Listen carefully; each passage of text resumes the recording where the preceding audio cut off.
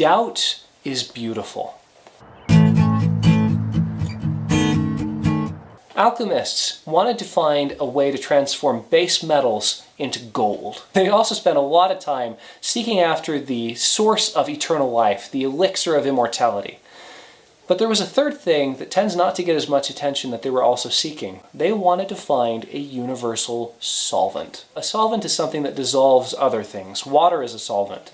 Water will dissolve salt, and you can use it to refine salt. Solvents are incredibly useful for refining substances and for getting to the base nature of things. If you want to understand something chemically, solvents are a really good way to go about that. If it will dissolve in one thing and not another, then you know something about it. It's a way to discover. And the alchemists thought, man, this is really cool.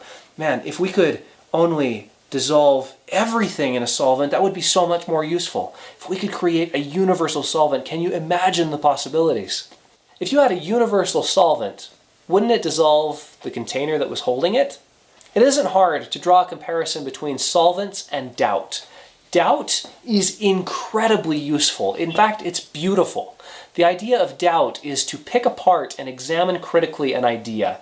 You can take it apart, and while you're taking apart ideas, you can purify your ideas. You can say, well, is that true? And you pick apart everything that isn't quite right. And you can investigate things and see through lies, which is very useful. You can also purify your thoughts and dispense with ones that don't need to be there. Examination is so helpful. Doubt is amazing.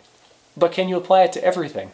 Now, just as you don't want to have a solvent that can really dissolve everything, having a doubt that can dissolve any idea or doubt everything stops being useful. It stops being good. For example, the doctrine of postmodernism takes apart such fundamental notions as truth itself and says that really all we have is perspective. Nothing more, nothing less. And to that I say, are you sure? Because in that case you know at least one thing, but it's a topic for another time. Now, drawing that analogy between solvents and doubt, you can see that both are destructive in nature, but in a way that can bring about a greater whole. As you examine ideas that you haven't questioned, that you haven't thought through fully, it can help you to strengthen them. It can help you to see where something is weak. It can help you to see where an idea may not be as true as you thought it was. And that is useful. That is good. Much of philosophy has been a quest to find the edges of the flask, to find the edges of what will not be dissolved in doubt. René Descartes' example, his cogito ergo sum, is probably the most famous example. As he was thinking about what is it that I can doubt and what is it that I can know for sure, in the end he came to the idea, well, I'm thinking, I can't really doubt that, I'm thinking. And that became kind of the edge, the point where he said, okay, doubt will go this far and no further. Other philosophers after him have tried to dissolve even that in the universal solvent of doubt. And to a certain extent they've succeeded. But the fact of the matter is this: there are some things which are beyond doubt. For example, the structure of reason itself. The idea that this is equal to this. It is what it is. A equals A. This is a statement that is a tautology. Based on pure structure of logic alone, it has to be true. And if you know that, then you know that truth itself must be real.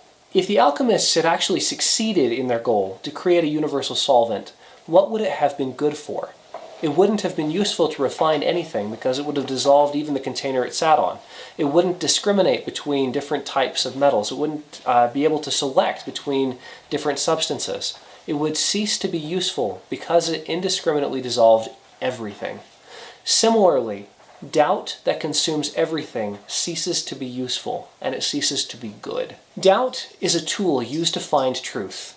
And for as long as it's helping you to find truth, it is good and it is worthy and it is awesome. But the second doubt turns to destroy the truth, or to destroy your faith in the truth, your idea that there is truth out there to be found, or the idea that there is goodness that is worth pursuing, at that point the doubt becomes useless and wrong.